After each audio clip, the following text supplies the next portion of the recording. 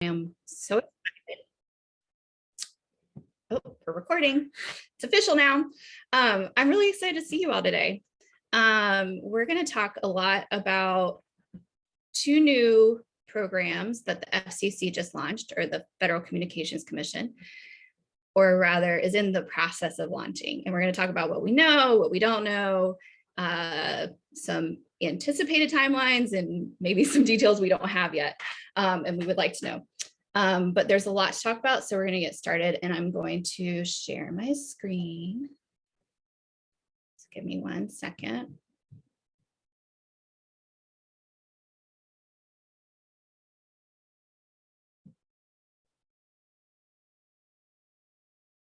Those of you that know me know I'm not great at talking and chewing gum at the same time, so just give me a quick second.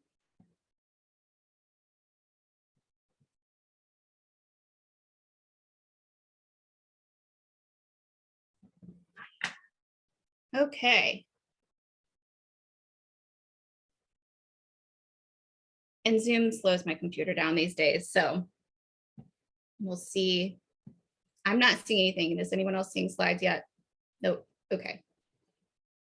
All right, here we are. Again, if you're just joining us, I'm Amy. I'm the policy director for NDIA. Please add your organization and pronouns to your name in your profile. And we're going to talk today about the Affordable Connectivity Outreach Grant Program and the Your Home, Your Internet pilot program.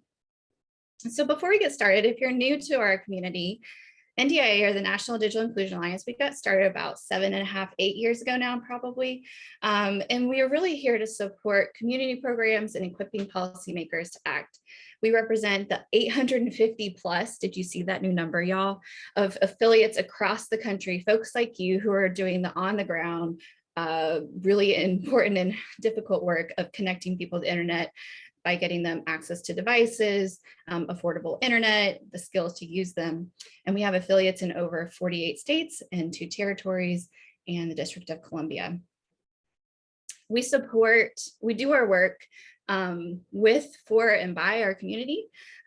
So we operate first and foremost as a community. We have calls like this. There's a reason why this is not a one-way webinar. We want to hear from you and answer questions and interact with you. We also do a lot of practitioner support. So that's our blog posts, etc. We take what we learned from you all, and we take that to DC to influence and inform policy. And then we take what we learned from DC and we take that to you all. And that's what, again, this webinar is a great example of that, where we've learned some new things and we want to share that with our community, what we know. Even though we don't know everything, we think it's really important to keep you all as up to date as possible. We do awareness building around digital equity and inclusion and best practices and why it's important. And then we do some data and research too, notably our digital redlining data and analysis that we did a number of years ago. So today, we're here to talk about the Affordable Connectivity Outreach Grant Program and the new Your Home, Your Internet pilot program. And then we'll go through a little bit of what's next. And before we get started, I just want to give a caveat that we are not the Federal Communications Commission. We're not the ones administering these programs. And so anything we say, it doesn't come with the weight of the actual organization that will be administering these programs. So please, if you have any additional follow-up questions that we can't answer, please do direct them to the FCC. And I probably from now on will say FCC in lieu of saying Federal Communications Commission, and that is FCC. So by way of background, hopefully all of us are aware of the Affordable Connectivity Program, what it is and what it does. But the Affordable Connectivity Program is a program that was established by the Infrastructure Investment and Jobs Act back last year, and it provides $30 a month to households that are eligible for the program, which it's a ton of different ways you can be eligible for the program, but it's low-income households, folks who are eligible for Lifeline, veteran benefits, food and nutrition services, etc. It was a $14.2 billion program, and it's intended really to make broadband affordable for those that it's unaffordable for. So it provides that $30 a month discount and a one-time $100 off laptop benefit. last year when Congress authorized this program through the Infrastructure Investment and Jobs Act, they also gave the Federal Communications Commission the authority to develop grant programs to provide for community-based organizations and other partners to provide that outreach and engagement support for those who are eligible for the program but might not be aware of it or have difficulty signing up. So prior to the IIJA, they didn't have that authority.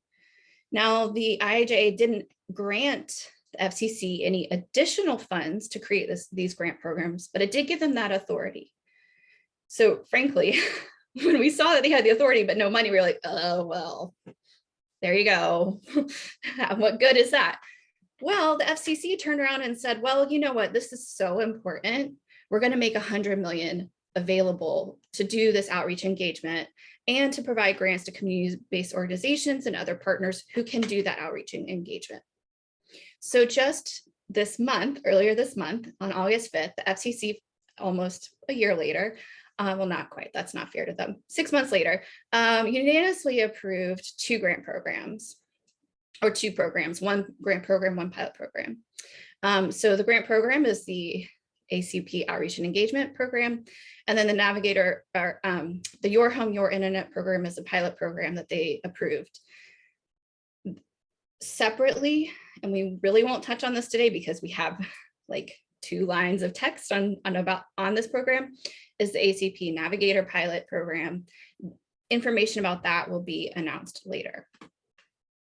Okay, so before we get into the good stuff, let's talk about what we don't know, which unfortunately is quite a bit, because surprise, FCC has to develop and publish a notice of funding opportunity. Now, some of you may remember this term. It's basically the government's way of saying, this is our official grant announcement. We now have money. You may now come apply for it. NTIA, or the National Telecommunications and Information Administration, recently published NOFOs around the Digital Equity Act and the Broadband Equity and Access Deployment Program, all of which the funding came from the Infrastructure Investment and Jobs Act, like this program. Because this is a grant program, the FCC has to legally publish a notice of funding opportunity, so to tell people the funds are available and how to apply for them and what to expect, et cetera, et cetera. So unfortunately, a lot of the detail that you and I would like to know right now isn't going to be available until that NOFO is available. We do expect that the NOFO will be published this fall. It says as much in the report and order that we'll discuss. We don't know exact timeline of when they'll publish it, but we do expect it will be this fall. And in that notice of funding opportunity, they will have more information about how to apply to the outreach program, the timeline to expect the award, what exact things are eligible for costs, everyone specifically who's eligible. We have some guesses based on the report and order of who's eligible, the specific dollar amounts that you can expect in grant awards, et cetera. So there's quite a lot of information that we don't yet know that this notice of funding opportunity will make clear when it is available.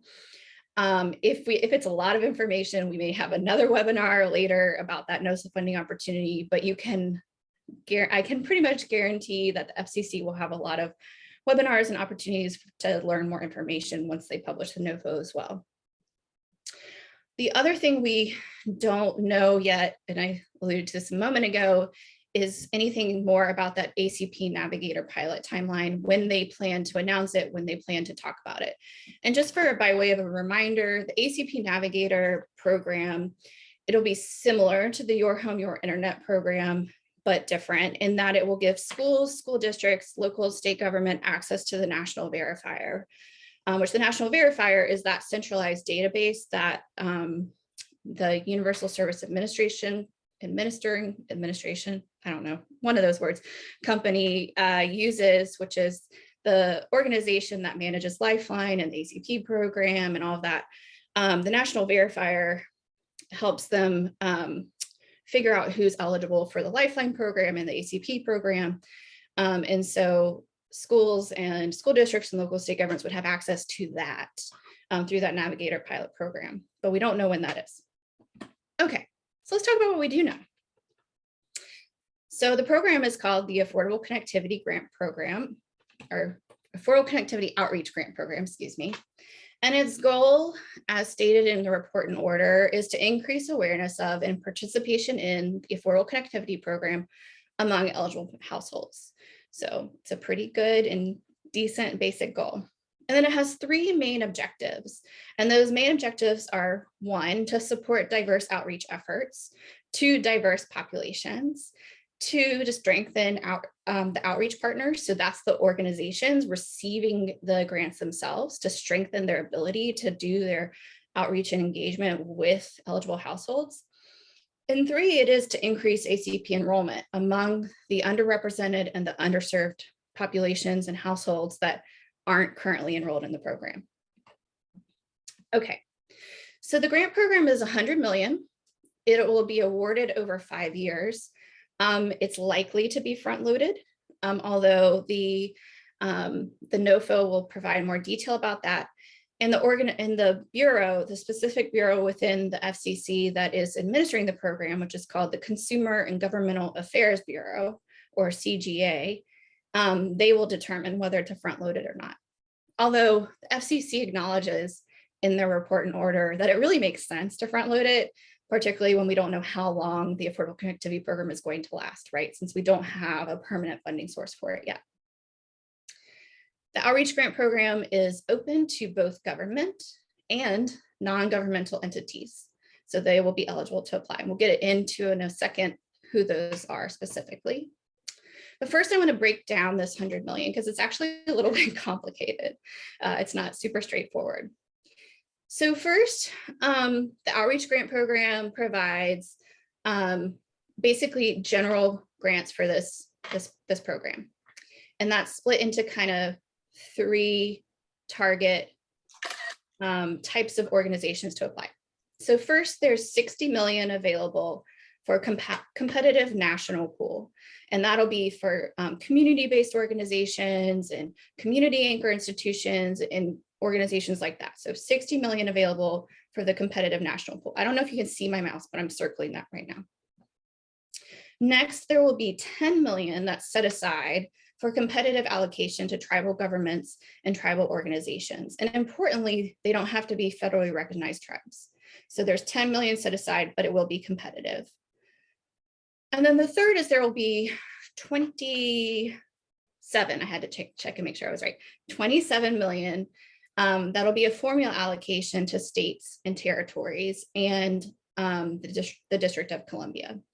And right now, it's not clear on what that formula will be, but there will be a minimum amount that states and territories in the District of Columbia will be eligible for, and then the Consumer and Governmental Affairs Bureau will set up what that will look like for them. So that's the first part. So 60 million, 10 million, 27 million. Then from this 100 million pot, they've set aside up to 5 million for the ACP Navigator pilot program that we don't know anything about yet. So, but they have set aside money for that. And then additionally, they've set aside up to 10 million for the Your Home, Your Internet pilot program. 5 million of it for grants to, we're going to talk a lot more about this program later, so I'm going to gloss over here. 5 million of it for grants to the 20 pilot sites that they'll choose for ACP outreach and engagement. And then the FCC has also set aside 5 million for their own outreach and engagement for federal public housing authorities for their outreach to that specific type of household. Okay, it's a little complicated. We can talk more about this later in questions, but I want to give you that breakdown. So the types of organizations that are eligible for the outreach grant program, now this will be made more explicit in the NOFO, but these are the types of organizations that the FCC say could be eligible, are nonprofit organizations. And importantly, the nonprofit organizations do not have to have a 501c3 status. So that's one thing to know. community-based organizations, faith-based organizations, community anchor institutions, public service organizations, public housing authorities, tribal governments, state governments, local governments, so on and so on. And then you see that it could also be a consortia of the entities listed above. And Jason, I see your question, but we're going to hold questions till the end, please. Thank you. The application requirements, there's at a minimum, again, the FCC doesn't outline specifically what these have to be yet. They're relying on the Consumer and Governmental Affairs Bureau to do that in the upcoming NOFO. But the minimum requirements that they say have to be in that for an application are project summary, detailed budget and budget narrative, disclosure of support or funding for outreach. Disclosure of support or funding for outreach received from broadband providers or other sources. They want to know if an applicant is receiving funding from an internet service provider for outreach for other types of activities that they might be working on, because they do not want a conflict of interest. So they don't want the applicant to be using funds from the ISP in conjunction with the grant program to try and sign people up for that specific ISP. They want everyone to, if you receive funds through this grant program, they want you to talk about every available internet service provider and how the ACP can be applied to all of them that are available in your area. So also in the application, you'll have to have an explanation of the need for additional funding, why you need the funding, so on and so forth. They do note that they noted our comments in this, which we were proud of, is that they would like to keep the application as simple as possible, with the recognition that it is difficult to apply for most federal grant programs, and that this program is intended to reach community-based organizations that may not have a history of applying for these programs. So they do intend to make the application as simple as possible. Of course, we will see when that actually becomes available. They do also, another thing that they will allow is that there can be one, this isn't the way it has to be, but there can be one larger applicant who can act as a pass-through, so they can carry the burden of reporting the data and all the reporting requirements to the FCC and make sub-awards out to other smaller organizations who might not have that capacity to do that sort of reporting and whatnot. So that's a possibility as well. Okay, so applicants will be selected, and again, we won't know for sure until the NOFO comes out, but the FCC outlines some things that the Consumer and Governmental Affairs Bureau needs to think about when creating the NOFO. But some possible prioritization or ways to prioritize should include the applicant's ties to what they say populations of focus, which are the households who are eligible for the program but who have not enrolled, and also diverse households as they outline. And they also want to make sure that the applicants have a past success with this type of outreach. Do you do this already? Do you have a current relationship with the diverse population that you're trying to serve? What are your plans for that targeted outreach? They also want to know, they will prioritize participants that are in the ACP Navigator program or the Your Home, Your Internet pilot program, and also your familiarity with ACP and digital equity and connectivity issues. So if you have a lot of familiarity with those things already, that should increase your prioritization. Some others might be your experience with providing multilingual outreach, your capacity to collect data and track metrics. Again, if you don't have that capacity, that could be where being a subrecipient of award could be beneficial. Your ability to provide outreach to multiple categories of outreach targets, different types of populations, etc. Some eligible uses of funding. So the FCC, first and foremost, recognize that there's a definite need for a diverse set of outreach activities, that there's not one size fits all. And because we're trying to reach a diverse set of populations, that different types of outreach and engagement methods will be more effective with different populations. And so they acknowledged that up front. And so because of that, they declined to actually say specifically what those types of outreach efforts should be definitively, and said they say it will be in the NOFO, but they gave some examples, and those examples are in-person events, like we know some of our folks in our community have street teams, things like that. Literature campaigns, digital and paid media campaigns, multilingual and accessible outreach, things like that. There are some things that they outlined that grantees cannot do. So one thing, we talked about this a bit earlier, is that grantees cannot favor a particular service provider. So you can't go out and say, only sign up for elephant broadcasting. I just made that up because I have an elephant on my wall. I didn't want to actually call out one provider, but you can't just go out and sign up for one specific provider, right? You have to offer whatever's available in your community. You can't use service provider branded items when you're conducting grant funded outreach and activities. So I hate to break it to you, but all that swag that the internet service providers have given you, you can't bring out to your ACP outreach and enrollment events, because that the FCC will not look kindly upon that. And you can't accept funding in any form from a participating provider or provider industry group when you're conducting these grant funded activities. So I remember now that I kind of skipped over one thing, but when we were talking about the types of organizations that are eligible for this grant program, one of the types of organizations that is not eligible and specifically outlined in the order are the internet service providers and those trade associations that might represent the internet service providers. So the FCC acknowledges in the order that it's a conflict of interest for them to receive these outreach grant programs. So if you're an internet service provider, you will not be eligible for this grant. So I just want to make that clear. There will be some reporting requirements for those who receive these grants. Again, more information to come in the notice of funding opportunity. But at a minimum, the FCC will want to know what were those activities that were performed, how are the funds spent, and were those activities effective? Did you actually sign up anyone, and how, that sort of thing.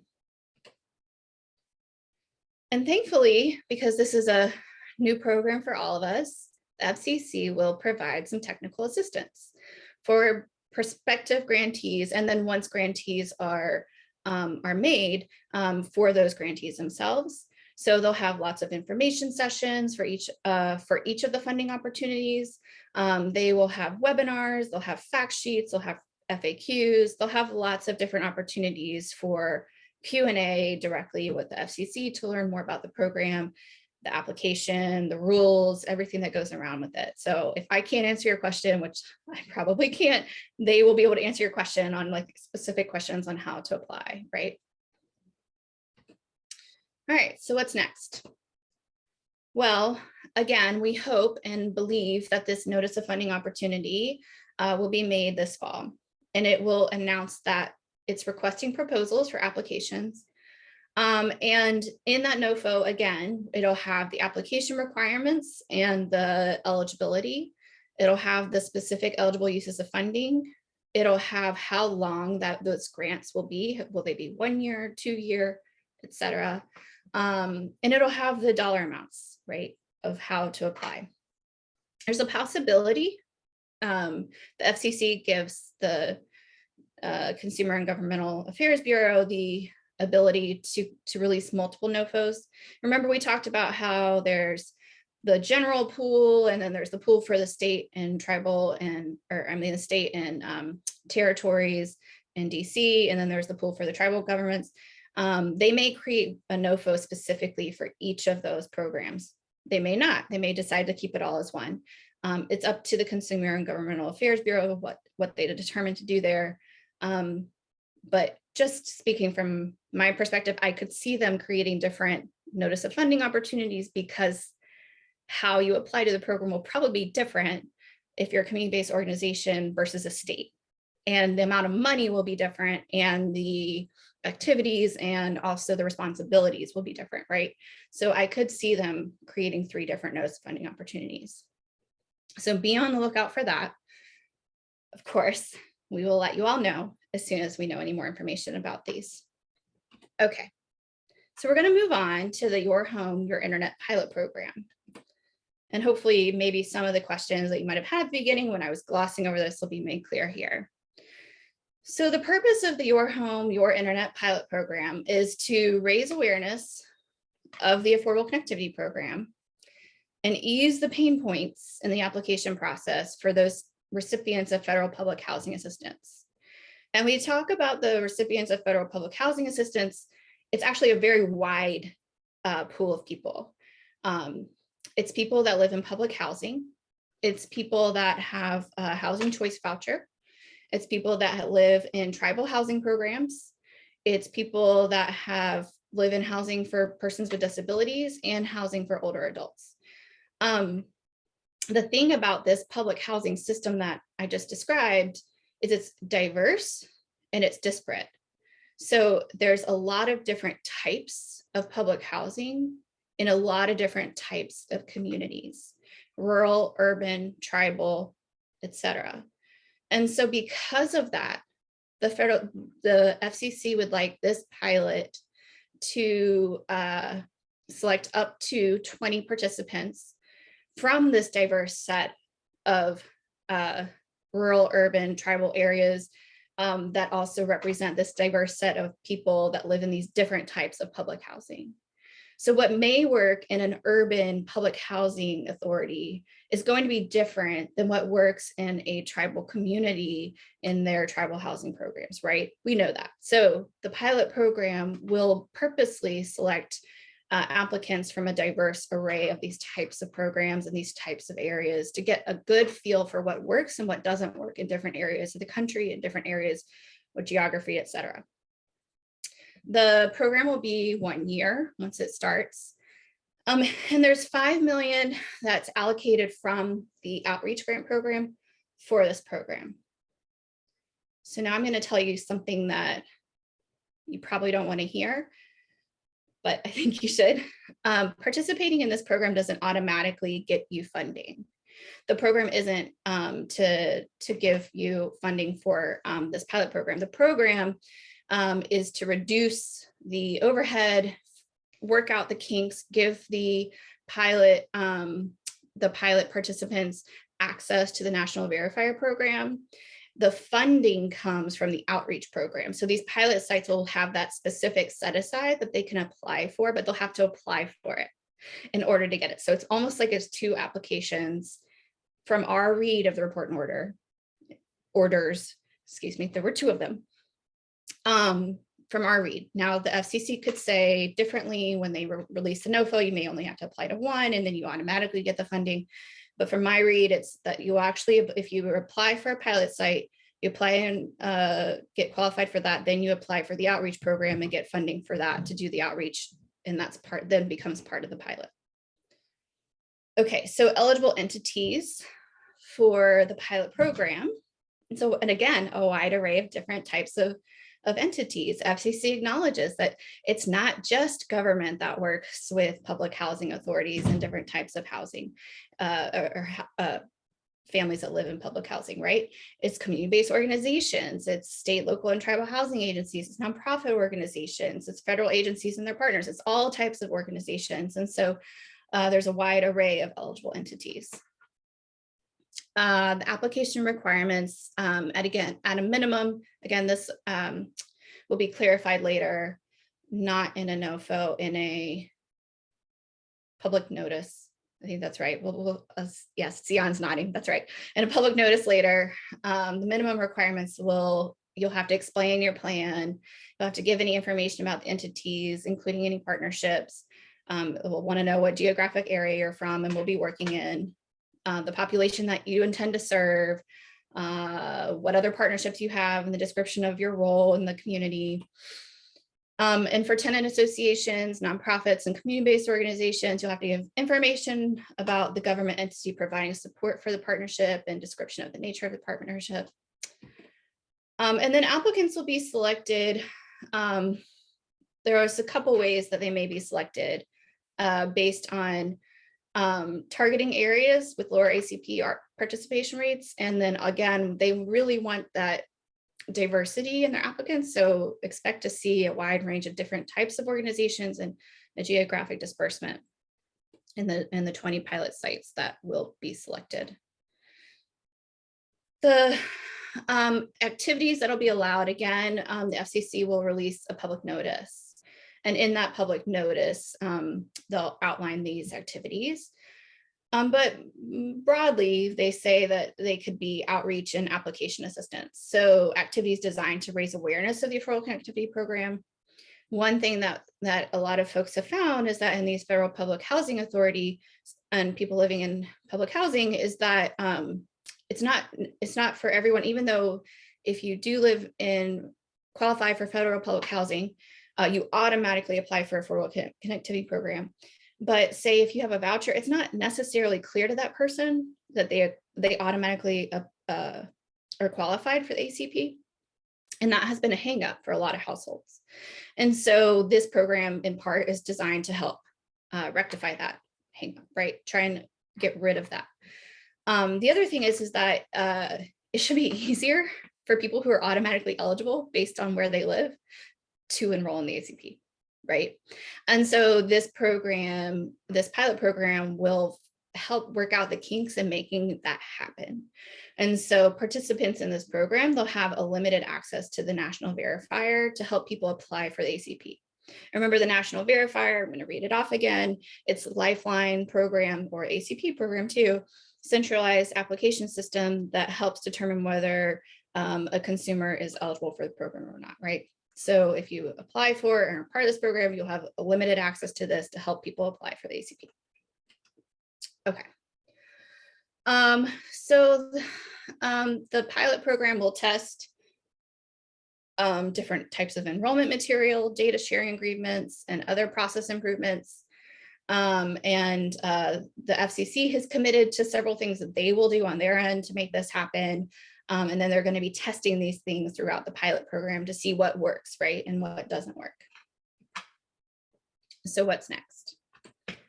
So the public notice announcing the pilot application with details on requirements, timelines, et cetera, that will come out on October 7th. And by the way, it's a public notice because it's a pilot program. It's not instead of a NOFO. A NOFO is when it's open to everyone. Because it's a pilot program, it's just a public notice. So they'll do this before or on October 7th. They'll release that. At a minimum, they have to have a 28-day application window. We'll see how long they allow. So if you then go October 7 to 28 days after that, we're looking at November. We're estimating that then it'll take a few months to figure out who qualifies for who they will select for the program. So we estimate that pilot sites would then be notified in 2023. Of course, if they get it done sooner, that would be wonderful, right? But we're just making a guesstimate here. Okay. I wanted to, before we open it up for Q&A, direct you to some of our resources that we have online. So we've collected over the 6-8 months that ACP has been around, a robust set of FAQ. So we have a lot of questions that we get on our listserv, and we've sometimes quickly found the answers and sometimes had to search them down. And so we've created an FAQ on our website that you can find a lot of the different types of answers to questions that you might have. We have a lot of blog posts on this topic as well. So I would encourage you, if you are new to the field and trying to get caught up on ACP or want to brush up on a few things, to check out our blog posts. We have a lot of information in those. And then we also, for our Affiliate Plus members, we have what's called a working group. We have working groups. And we have an Affordable Connectivity Program working group where we get together once a month, I believe, definitely once a month, to talk about the Affordable Connectivity Program, different issues that are arising amongst our different affiliates and enrolling folks. What are the pain points? What are the good things about the program, et cetera. So I would encourage you to join our community. We have new levels of membership to participate in the working group. It's to be an affiliate plus. But I encourage you to check out and join our community and stay engaged and involved, and we would love to see you around more. So with that, I'm going to thank you for being here. I appreciate you taking your time to be with us today. I'm going to stop sharing my screen, and then we're going to open up the floor for Q&A. And my colleague Tsion and I are going to field as many questions as we can. I would ask that you either put them into the chat or you raise your hand. And I will ask someone who's been monitoring the chat if there are any questions that rise to the floor that we can start with now. I am just seeing a few. Seeing a question from Jessica. Tribal entities or partners of tribes who have and run an ISP are not mentioned as ineligible. So are we to take that lack of mention to exclude them? That's a good question. I think it should probably be made more explicit in the notice of funding opportunity. And I assume that's for the Affordable Connectivity Program Outreach Grant. Is that correct? Or is that for right, Jessica? Or the Your Home, Your Internet program? Yeah, for the outreach grant, I think it'll be made explicit in the NOFO. I will say, because they explicitly, in actually like a whole paragraph, talked about why internet service providers are not eligible for the program. Tribal organizations that provide internet service may fall into that. So just as a flag. I'm not sure though. I think we'll know more soon. Mm-hmm. And I see Jason's question, just confirming that local governments can apply for the competitive national pool irrespective of the state's allocation. Yes. Yes. Mm-hmm. That's also my understanding.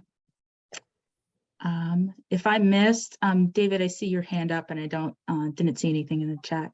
Did you want to ask? Yeah, just a quick question regarding the internet service providers that are not allowed to participate. What if you're a competitive access provider? So we are a transport only open public network. We have, a couple dozen carriers that connect to our network who provide internet and voice to our customers. So we aren't a CLEC. We don't provide internet or voice. Our carriers do. Does that exclude us because we have a network and we do transport? Or is it only based on true internet services? I think that's a question for the FCC. I'm sorry, but my read of the report and order is that it would exclude you, but I would direct your question to the FCC, David. Thanks. William's question, nonprofit radio stations. So nonprofits are part of the eligible applicants. So yes, I would assume that means radio stations as well. But I again just refer you to the future notice of funding opportunity that will have explicit eligible applicants. All right, Jennifer's question, for pass-through entities, the primary entity would be responsible for budgeting across subrecipients, correct? Are there any conditions as to how the funds can be distributed? So in this, Jennifer, that's a great question that I hope will be more explicitly made clear in the notice of funding opportunity. No, there weren't conditions for how the funds could be distributed, but yes, they did say that the primary entity would be responsible for that, reporting, although of course your subrecipients would have to report up any data that's required by the FCC, so you can then report it as well. Okay, yes, I can reconfirm the anticipated amounts of funding in each pool under general ACP grants. So that's a great question, Ellen. So there's 100 million total. There's 60 million for the general competitive pool. And that general competitive pool is for nonprofits, community-based organizations, community anchor institutions, local governments, et cetera. There's 10 million for tribal organizations and tribal governments. Then there's, I'm like, if you see me, I'm using my hands like making the little diagram we used earlier. There's 27 million for state territories in the District of Columbia. And that'll be a kind of like block grants with a minimum allocation. And then there's 5 million that's pulled from this 100 million for the ACP Navigator pilot program that we again don't know anything about. And then 10 million that's moved over to the Your Home, Your Internet program. Okay, sorry, let's see on you can jump in on. Yeah, looking at James's question, would ACP promotion be able to include promotion of other digital equity services, devices, tech support classes that would help subscribers on their journey?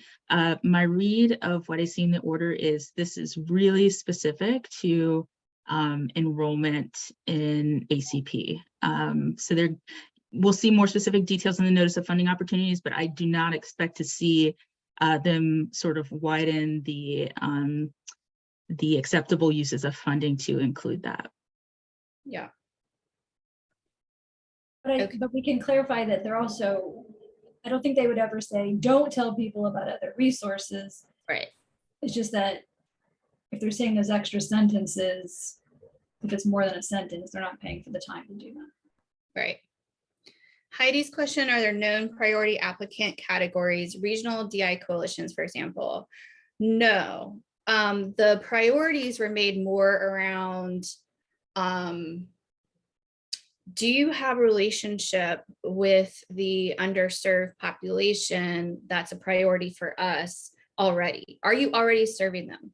Do you already work with them on this type of outreach and engagement? Do you already have knowledge of digital equity? It was more around knowledge base and skills in your current the current community that you work with. Those seem to be the things that they look like they will intend to prioritize, Heidi, not necessarily what type of organization you are. I hope that answers your question.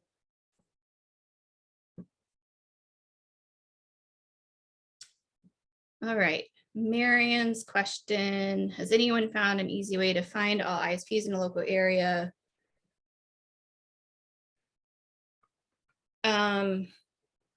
That's a good question, Marian. Someone else on my team want to take that?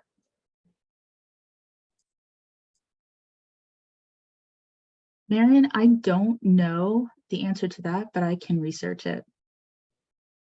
I think that on the listserv, this has been an ongoing discussion about how frustrating. Jess, I think, brought up how frustrating that is. So no, as far as the whole community as expressed on the listserv, there's not a good solution. Yeah, Jess is like, the tool needs to be fixed. Tool needs to be fixed.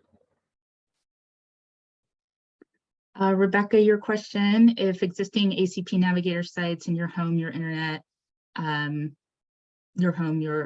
internet providers are given priority for outreach grants. Can you say more about the process to become a pilot site? I think you meant like, so right now we don't have any participation in the Navigator program because it hasn't been initiated yet. But I imagine when it does, they will outline how they're going to weigh those factors. Through reading the order, it became clear to me that they want participants in the pilots to maximize this opportunity. So they encouraged participants to apply for grants under any funding opportunity that they see. But I can't say more about precisely how much they'll weigh it and how exactly, organizations should position themselves to it. But I imagine they mention it because they want to encourage those participants to apply for grant funding and maximize the reach of their proposal by obtaining more grant funding. So basically we don't know yet how to become a pilot site. You'll have to be one of those eligible entities that we went over a moment ago. And in case I went through the slides too quickly, we're posting them online later, and we'll have this recording available as well. So if you want to go back and look at who we said was eligible, or who the FCC said was eligible, you can see that there. Yeah, but we don't know what that pilot process, like the application, will look like yet. And then Kathleen has a question about how the FCC will know who's underrepresented so far. That is a good question, Kathleen. I don't know. Yeah. I don't know. Yeah, but yes, I anticipate that outreach programs would be required to track particular demographic information, but I don't remember if that was specific in the report and order. Tsion, do you remember? I don't think it's specific. I don't think it specifically says demographics in the report and order. But it also, language that they use in the order is reaching populations less likely to have broadband. And we know what some of the data tells us already about who those groups of people are. Yeah. So let's see. Jason's asking if we can expect the NOFOs to come out or out before or after the public notice. We don't know. I wish I knew, but we do know they'll come this fall. So hopefully sooner. We'll find out. William's asking if you're a radio station partner with other organizations in different cities to develop mobile app and digital outreach campaigns. I think that would fall squarely within the eligible use category of funds, but again, that'll be made clear in the NOFO. Okay. Lena, did we clarify the math for you, or do you need me to go back and talk about the math again? So I'm looking at 100 million. Thank you for addressing that, by the way. And I'm also thinking, I'm looking at the numbers that you shared, and I'm at 113. Now, the interesting part of that, as you mentioned, your home is essentially, you apply for that, and then you go back and apply for funding, of which that is 5 million. So of these numbers, is there anything that is tied to a different kind of application? And that would be the reason for a discrepancy. Because I see 60, 10, 27, 5, and 10. Yeah, I think the ACP Navigator program will probably be the same, is my guess. Okay. That would take down 5. Okay. Yeah, I'm not sure the rest. It is confusing. And then I had to cross the report in order to figure it out. Yeah, exactly. I'm been reading those as well and trying to do the math, and also for the Navigator, could you please distinguish again? The Navigator is a public notice, and there won't be a NOFO, correct? Correct. Yes. Okay. Okay. Thank you. Yeah.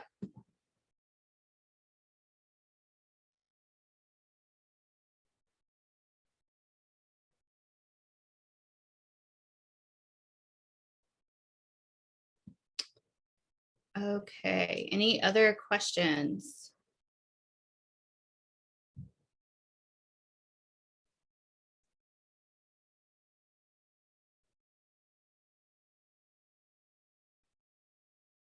Did any come up in the chat that I missed?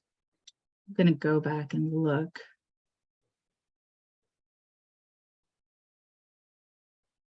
I think you got them all, Amy.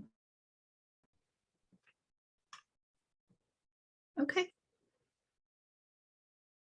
Are we going to wrap a whole 6 minutes early on a webinar on 2 very dense report and orders? Really? I didn't spend all day reading this report in order to wrap 6 minutes early, guys. Come on, what you got? All right, we'll wrap early. It was great seeing you all, and I look forward to talking to you when we know more and we have a NOFO to talk about. Thank you. All right, thanks everyone. Bye. Thank you.